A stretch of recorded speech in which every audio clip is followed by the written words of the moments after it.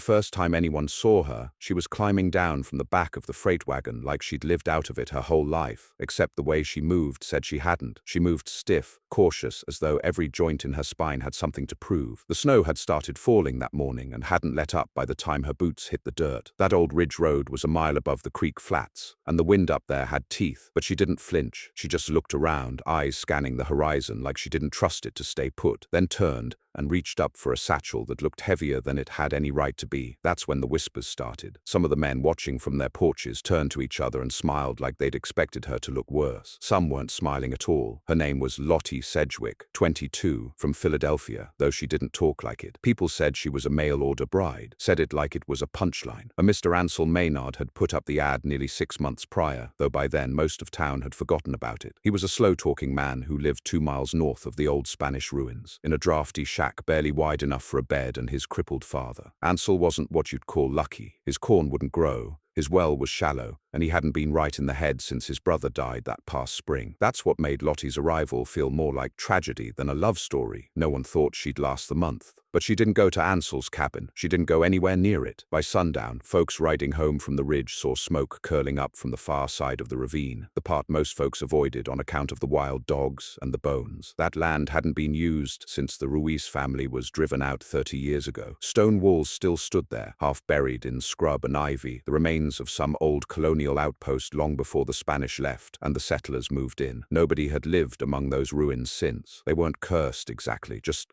forgotten, dangerous in a quiet way, like broken glass under fallen snow. And that's where she went. She pitched her canvas tent not 10 steps from the crumbling archway, staked it between the stone foundations of what might have been an old mission house, and built a fire so clean it didn't even smoke. Some boys from town rode out that week to see if she'd lost her mind. But when they found her, she was kneeling in the snow with a trowel, her skirts hitched up, smoothing mud into a crack in the wall with her bare hands. It was said she didn't look up when they called her name, said she just pointed to a dry patch of ground beside the old well, and told them if they wanted to talk, they'd better help mix clay. Nobody did. They laughed instead, quiet at first, then louder, told her she'd freeze, told her Ansel wasn't even coming back, that he'd run off when he saw where she was headed, said a dozen cruel things that didn't make her blink. And when they left, riding fast with the cold creeping under their coats, she was still there, hands in the dirt, patching broken stone like she was making a nursery instead of a coffin. By the second week, she'd vanished entirely from town rumor. Winter had begun in earnest. Livestock froze solid in the night. Ice slicked the insides of windows. Families with good stoves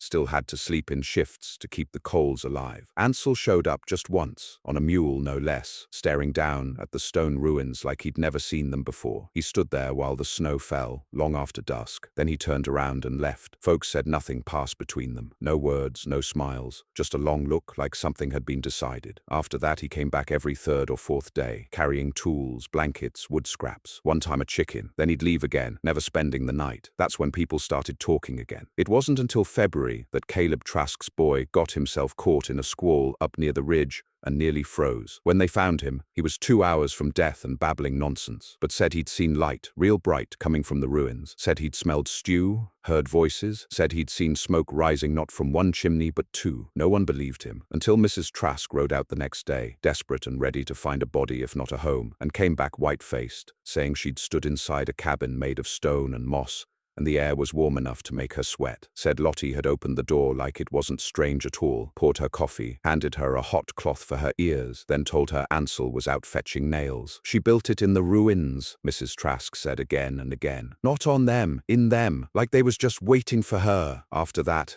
everything changed. People said it wasn't possible, claimed she must have found some way to heat the place with coal, or hidden piping, or witchcraft. But the facts were plain. Lottie had sealed up the broken walls using mud and hair and layers of fabric soaked in lime. She'd dragged up timber to make a roof, sunk iron pans into the floors to radiate heat, and rigged an air tunnel using old clay pots that vented warm smoke into the corners. She hung blankets over doorways and laid stones over every inch of the dirt floor to trap warmth from the fire pit. And when you stepped inside that place, it didn't feel like a ruin anymore. It felt like it had always been waiting to be lived in. Ansel didn't say a word about it, not once, just kept coming and going with that quiet, hunched look he always had. Sometimes he brought supplies, sometimes he brought books. One time he came back with a fiddle, and someone swore they heard her playing it past midnight, though the wind was howling too loud to know for sure. Then came The deep freeze. That year's March was crueler than the rest of winter. 3 families nearly died. 2 horses had to be put down when their legs broke through the ice crust and shattered. The snow stacked so high it buried roofs, and most cabins couldn't keep heat in long enough to dry boots. The general store ran out of wood. Hunters couldn't find game. People shared soup and took turns sleeping in the church, which had a stone hearth and thick walls but still sucked the heat out of your bones by dawn. Lottie didn't come into town once, but when a drifter collapsed on the road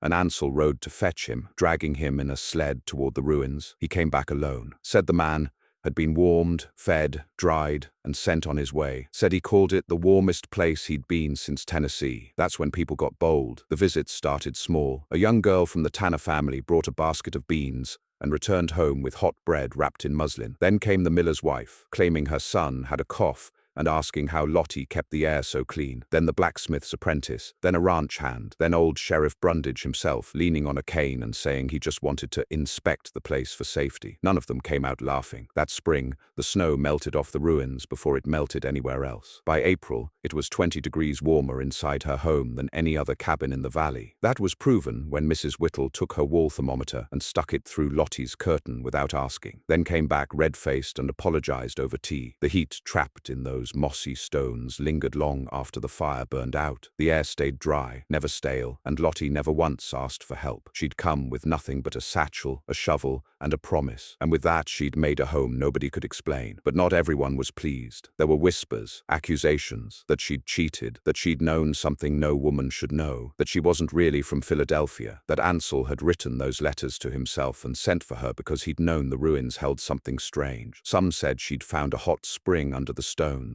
Others said she'd made a pact with the mountain. One man swore she was part Comanche and had used ancient tricks, but no one could prove anything, and no one wanted to admit they were just cold, jealous, and wrong. Then something happened that no one could ignore, something that made the whole valley turn silent and drove 3 men up that ridge with fire in their hands. It started with a fire, not at the ruins, but in a stable 2 miles south, on property that had stood longer than the town itself. The Harrows owned that land, an old family, proud, hard-nosed. Everyone knew Gideon Harrow's place. His father had carved it from rock and red clay before there was a post office. His barn was a landmark, but on the morning of April 9th, smoke rose from behind that barn like a signal to God. The blaze took the hayloft, 1 goat, and most of the roof. No one was killed, but Gideon stood watching it burn, arms folded tight, jaw locked, like he was watching a funeral. He blamed Lottie, said it outright. No whisper, no second-hand hearsay. He marched into town 2 days later, mud still on his boots, and declared before 6 men outside the general store that whatever she'd conjured up in them ruins was turning the valley wrong. Said weather didn't shift like that. Said snow didn't vanish from just one hillside unless something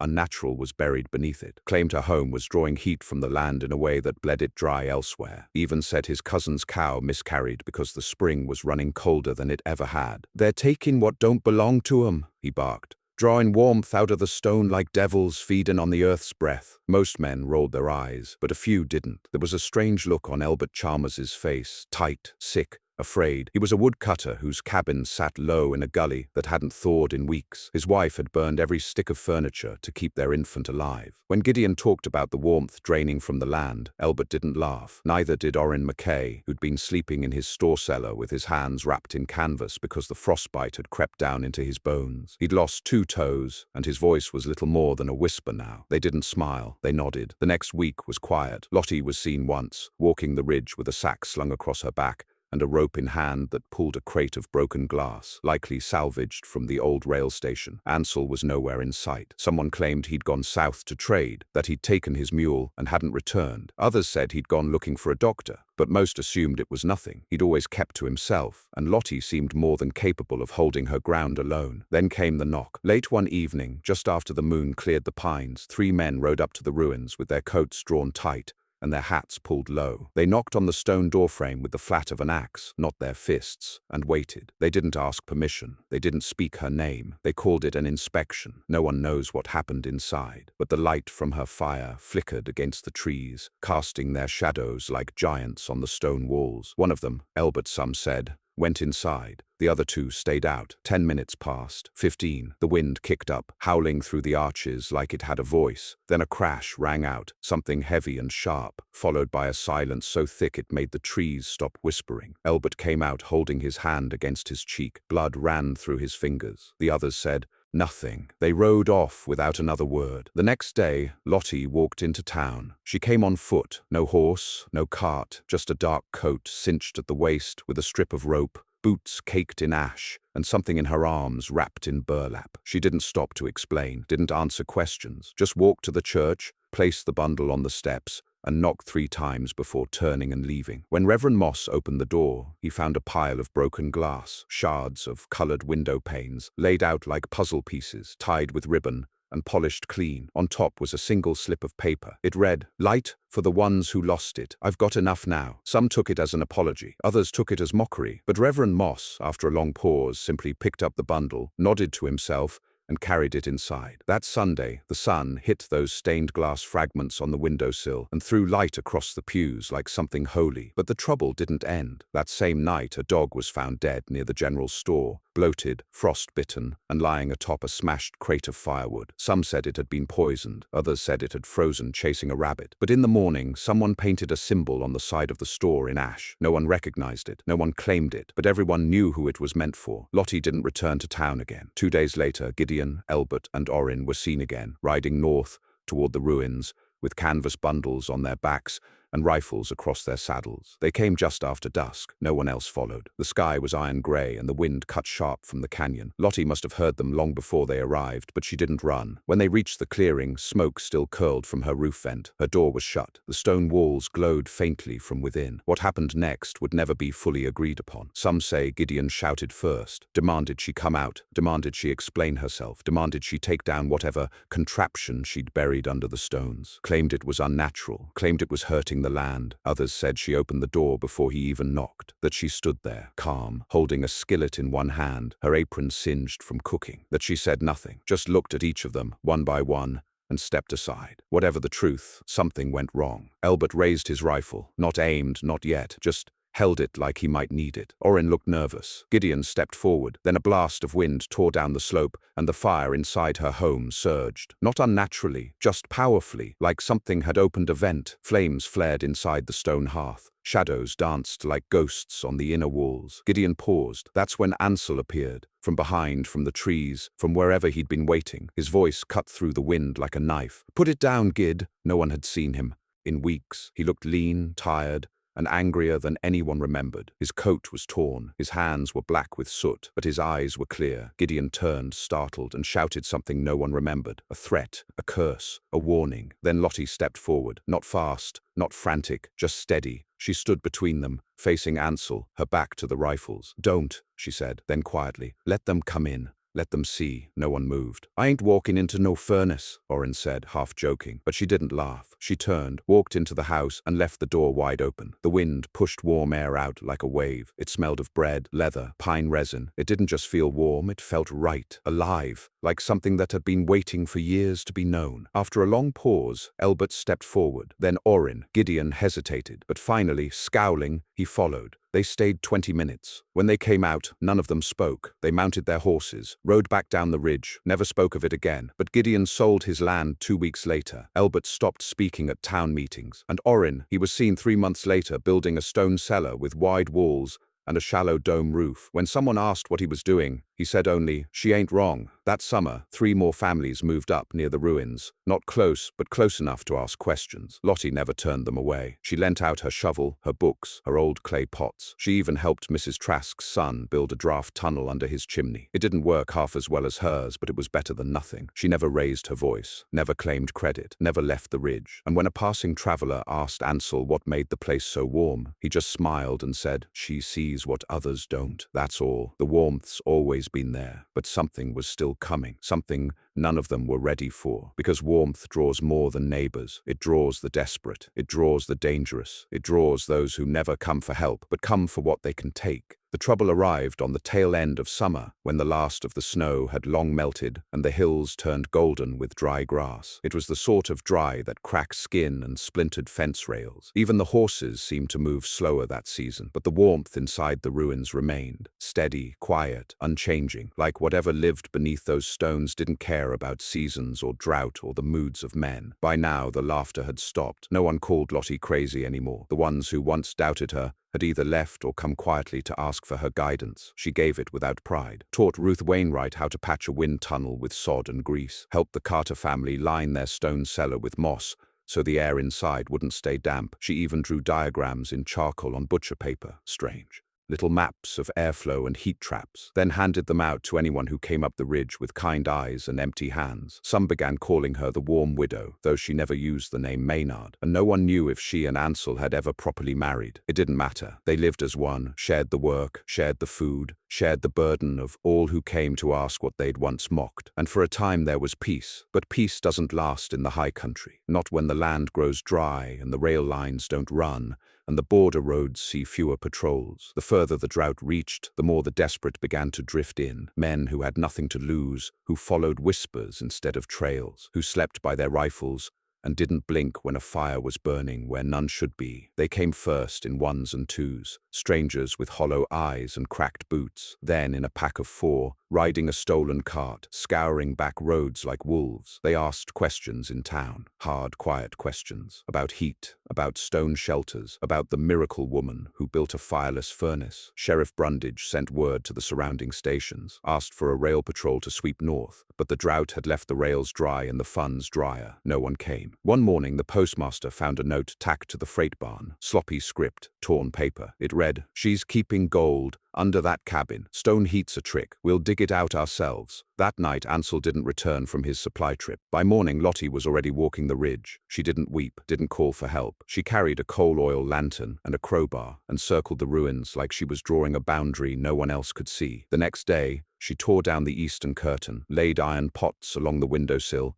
and buried every book in her library beneath the hearth. When a neighbor named Tommy Voss came to ask if she needed help, she handed him a wooden crate with 3 jars of soup, a sealed note, and a single instruction. "Give this to Mrs. Prindle if I don't come back by the first snow." "Come back from where?" he asked, but she only looked toward the trees. Ansel did return, but not whole. He came limping out of the woods 3 nights later, with a torn coat, bloodied knuckles, and a rifle he hadn't left with. When Lottie saw him, she didn't speak. She helped him inside, wrapped his hands in cloth, and disappeared for a full day. When she came back, she was wearing her old city dress, the blue one with the broken hem, and dragging behind her a cart full of sand, charcoal, and stones. She wasn't afraid. She was preparing. The real trouble hit on the first cold night of fall. 4 riders came, wearing dusters the color of mud, their faces hidden by scarves and bandanas. They didn't come from town. They didn't speak to anyone. They rode straight for the ruins under moonlight, slow and deliberate, with axes tied to their packs and shovels clinking on their saddlebags. One of them carried a crowbar with notches along the handle. Another had a coil of rope looped across his chest like a hunter. They stopped 100 yards from the ruins, dismounted in silence, and moved in like they'd done it before. But Lottie was waiting. There was no scream, no gunshot, no warning, just the sound of fire. It bloomed suddenly, not as a weapon but as a wall, a low ring of heat that erupted from the moss-lined ditch she'd dug weeks earlier and filled with coals. It surged like breath through a pipe, fed by some hidden channel, and cast light high enough to send the horses running. The men shouted, stumbled back, but the heat didn't chase them. It stood between them and the cabin, a line drawn in fire and smoke. She stepped out from the doorway, holding nothing but a ladle and a sack of ash,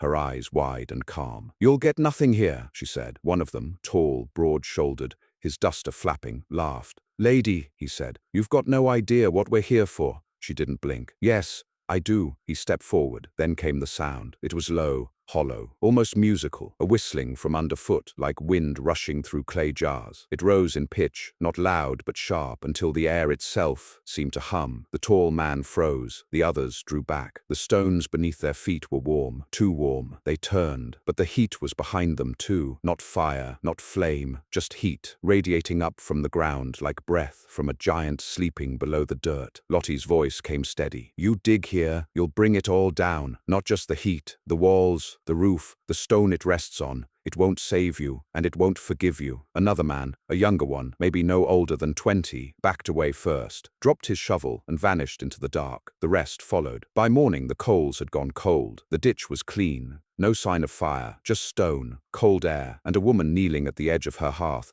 whispering something in a tongue no one recognized. Not a spell, not a prayer, but something between the two. The sheriff came that day, unasked. He brought papers, a notice, a declaration of land protection. He nailed it to the largest of the standing walls, then nodded once and left, and after that no one else came to harm her. But the heat had changed. It no longer rose just from the hearth or the sun-warmed stones. It came from the walls themselves, like breath. It lingered longer. It whispered in the corners. Some said it was natural, just air currents and clever construction. But others said the stones had started to remember her touch, that whatever warmth she'd coaxed from the earth had begun to recognize her. By the second snow, families came up the ridge not just to ask questions, but to kneel quietly and place gifts near her steps. Preserves, carvings, candles. She accepted none of it, but never turned them away. When asked what it cost to build such warmth, she said only, everything, but not more than I was willing to give. Ansel built a second room that winter, low and round, like the ruins it extended from. Inside, he placed a single chair, a stone basin, and a window that never quite shut. It let in just enough cold to remind them what they'd overcome. The cabin held steady through the worst of the storms. Never more than a single log burned, never more than one flame at a time, and still it stayed 20 degrees warmer than any home below the ridge. But something deeper stirred that season. Lottie had begun digging, quietly, alone, only at night. She told no one, not even Ansel, but she dug, and the earth gave way like it had been waiting for her. She'd found something beneath the hearth, beneath the foundation even, not gold, not spring water, stone, shaped stone, carved and warm. She didn't tell Ansel right away, not because she was hiding anything, but because the moment felt too strange, too wide to put into words. That first night, when her fingers brushed against the edge of the smooth, hand-worked stone, she had to pull back and steady her breathing, pressing both hands to the dirt floor and waiting for her pulse to stop hammering. The warmth of it wasn't a dream. It radiated through the soil, not hot like fire or sun, but slow and deep, the way bread holds heat inside its crust long after it leaves the oven. She worked slowly, not like someone rushing to dig treasure, but like someone unfolding a letter from a dead loved one. Careful, reverent, afraid of damaging something sacred. She cleared an arm's width at first, brushing the packed dirt with a whisk broom she'd once used for flour. It wasn't just a stone, it was part of something larger. It curved inward slightly like the rim of a basin or the edge of a buried wall. Beneath the soot and clay was a faint pattern, interwoven lines chiseled into the surface, almost like script. Not English, not Spanish, something older. She traced the pattern by lantern light for nearly an hour, before covering it back up with straw and soot. Then she sat in the corner, staring at the fire, listening to the pipes hum their low, soft song as the warm air rolled along the ceiling and pooled near the stones of her bed. She didn't sleep. Ansel noticed the next morning, of course. He wasn't one for many words, but he knew her silences well by now. He sat at the edge of the room while she kneaded dough, watching her fingers work the flour without rhythm. Finally, he said, "You found something." She nodded, didn't stop working the dough. He leaned forward. "Something under the hearth?" "I don't know what it is yet." His voice didn't change. "Does it scare you?" She stopped, looked up. "Not yet." He nodded once, then stood, walked to the door, and stepped outside to gather wood. He didn't ask to see it, didn't press her. He simply gave her the space. He always had. 3 days passed before she uncovered more. She worked at night, never with tools louder than her hands, removing thin layers of packed dirt and ash. She found a second curved edge, then a third. The shape wasn't random, it was symmetrical, circular. She guessed a diameter of maybe 8 feet, all smooth stone, with a slight tilt downward, like the top of a dome or a buried bowl. She ran her fingers along the lines of chiseled carvings until she came to a deeper groove, a crack, not from age or collapse, a deliberate seam. It was a lid, a stone lid, and it was warm, the kind of warmth that didn't fade, the kind of warmth that watched you. The decision to open it didn't come easily. She waited until the first big freeze had passed, when the wind died down and the snow sat quiet on the slope like a wool blanket stretched over the valley. The town below had grown quieter, many cabins boarded up, some families gone south. Only the old families remained now, the ones too stubborn or too proud to leave the ridge, even in cold years. That morning, Lottie stood in the doorway, staring out at the pines, and whispered to Ansel, "I need you to help me lift something." He followed her inside without question. When she pulled back the straw mat and swept aside the ash, he stared at the exposed stone and didn't speak for nearly a full minute. Then he crouched, placed his hands to the seam, and nodded. Together, they lifted. The stone shifted with a sigh. Not a sound, not exactly, but a feeling, like a room taking its first breath in 100 years. Warm air spilled upward, carrying the scent of damp moss, iron,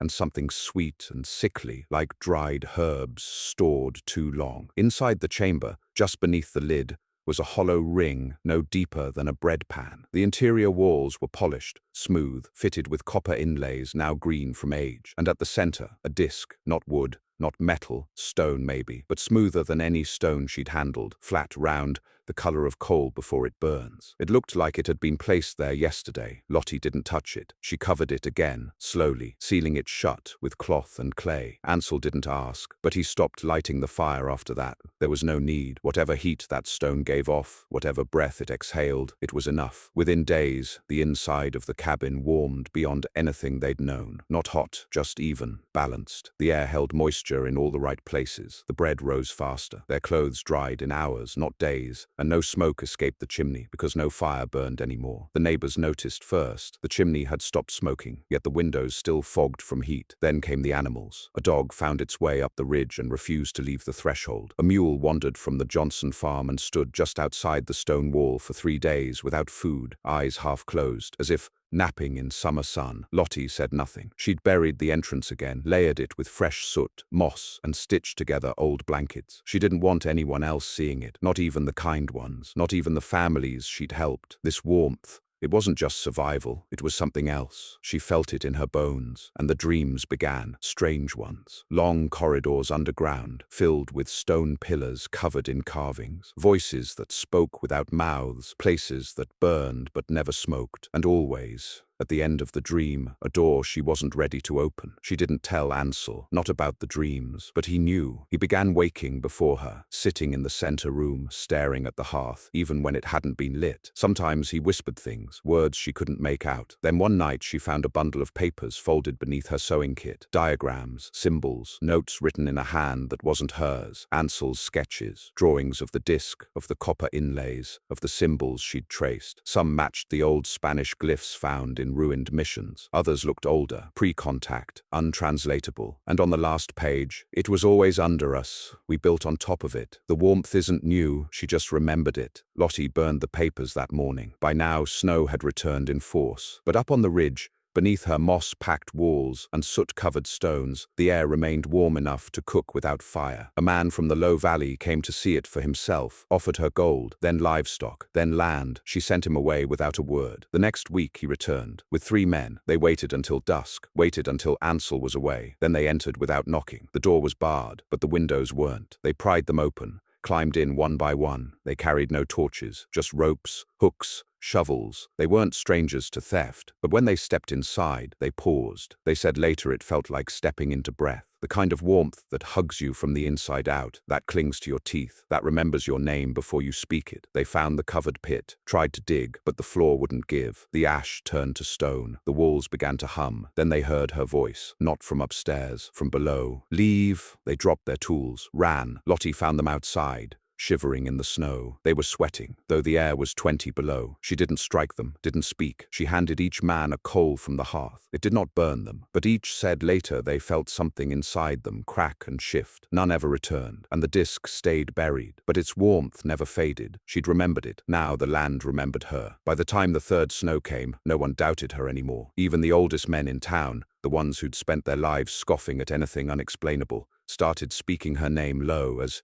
if reverent or afraid to wake something. The wind that season turned so cruel, it hollowed out barns, stripped roofs from shacks, and carried away the last of the fence posts near the creek bed. The cold didn't just bite, it shattered. It moved into the lungs of animals and refused to leave. And yet up on the ridge, the cabin inside the ruins stood warm as ever, not just preserved, but thriving. Lottie still went days without speaking. Sometimes she walked into the woods alone, wrapping herself in little more than her threadbare coat and a strip of linen. She would disappear among the bare trees, moving with the strange, quiet determination of someone following something invisible. When Ansel asked where she went, she only said, "I listen now." He didn't ask more than that, but he noticed how the warmth had started changing its shape. The heat no longer stayed confined to the main room or the buried disk beneath the hearth. It began to drift outward, across the walls, down the hall, even into the stones themselves. One night, Ansel leaned against the eastern archway and felt his shirt grow damp with sweat. Another day, the basin near the window warmed enough to melt snow dropped from his boots. There was no fire, no coal, no hidden pipe, only stone. Remembering, it was Lottie who finally admitted the truth. Quietly one evening, while she was shelling beans at the kitchen table,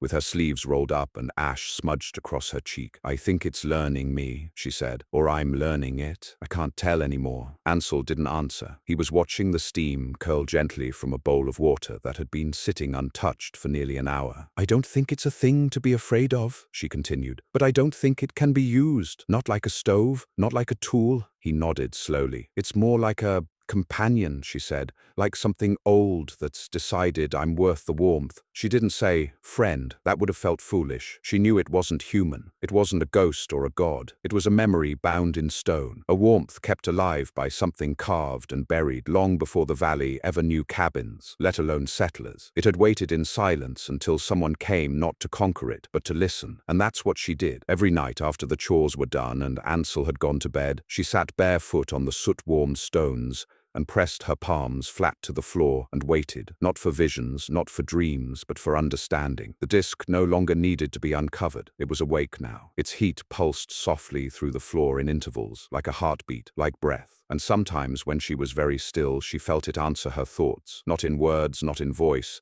but in a slow pull of emotion, of meaning that filled her chest, the way sorrow does before it breaks. One night it showed her something, not a dream, not a vision, but a knowing. It was buried deep beneath the ridge, deeper than any pickaxe could reach. The stones stretched down like roots not made by accident but placed with purpose, a network of warmth, hollow chambers and sloped walls that gathered and held heat the way a body holds memory. Long ago someone had carved them, not for worship, not for gold, but for survival. It had once been colder here, centuries ago, and someone had solved it. They had learned how to coax breath from stone, and then they had disappeared, forgotten, until she wept that night, not from fear, not from wonder, but from grief, a grief so wide and slow, it could only come from knowing you had touched something left behind, not to be found, but to be understood. And somehow, through cracked fingers and stolen heat and stubbornness no one praised her for, she had understood it. The snowstorm that followed nearly killed the valley. They called it the fourth freeze. The cold came sudden and sharp, like it was trying to finish what had started generations before. The church collapsed under its own roof. 2 families fled south with only their coats and horses. The general store's entire stock of wood burned in 3 nights. No one could draw water. The pumps froze solid. Even the river turned to glass. On the second day, the smoke began to rise from the ruins again. Not grey, not black, but white and clean. They came up the ridge one by one. The strong at first, the ones who thought they could help, then the desperate, then the sick. They brought their children, their blankets, their hope. Lottie did not turn a single one away. They filled the stone cabin until the walls groaned. Then Ansel opened the back chamber. Then another. They lit no fire. They carried no coal. They burned nothing but candle wick and breath. And the warmth held. It reached out into the new rooms, into the halls, into the bodies of the starving and the freezing and the forgotten. It spread not like fire but like memory, reaching through stone and into skin. They stayed 3 nights. Some stayed longer. When the freeze passed, no one had died. Not a single one. And that was when the real shift came. It was no longer a story about a mail-order bride who'd married into madness. It was no longer a rumor about a woman who cooked with no fire. It wasn't even about ruins anymore. It was about a place that remembered warmth and a woman who listened. Lottie never claimed anything. When folks from neighboring towns heard the tale and came to see it, she greeted them without fanfare. When they asked how she'd done it, she showed them the soot, the clay, the airflow pipes. She made them tea. She told them to sit, but she never showed them the disc, never spoke of it again. Ansel buried the entrance for good come spring. He packed it tight with stone, poured ash and resin over it, sealed it like a grave, not from fear, but from respect. Because what lay beneath them didn't belong to men, it belonged to memory, to warmth, and to her, years later, a stranger arrived, long coat, fine boots, spoke with the clipped tones of an educated man, said he'd come from Philadelphia, said he'd tracked her down, said he had letters from someone who claimed to be her husband. Ansel met him outside. They spoke for some time. No one heard what was said, but the man left without knocking, and Lottie, watching from the edge of her stone hearth, didn't move. She simply placed another stone onto the circle she was building, small, smooth, carved with a line, just one more in a ring of symbols around the center of the floor, a pattern now, growing slowly, not for power, not for worship, but for remembrance. By then, the valley no longer mocked her. They followed. They rebuilt homes using stone, not wood, dug down, not out. They lined their hearths with ash and old clay. They taught their children to listen, not just build. And when the first signs of another freeze came, they didn't panic. They came to her. She didn't speak. She only opened the door, and warmth poured out, quiet and certain. No fire, no coal. Just memory, just stone, just her. She had not conquered the cold. She had remembered how to live with it, and in doing so, she became something the ridge would never forget.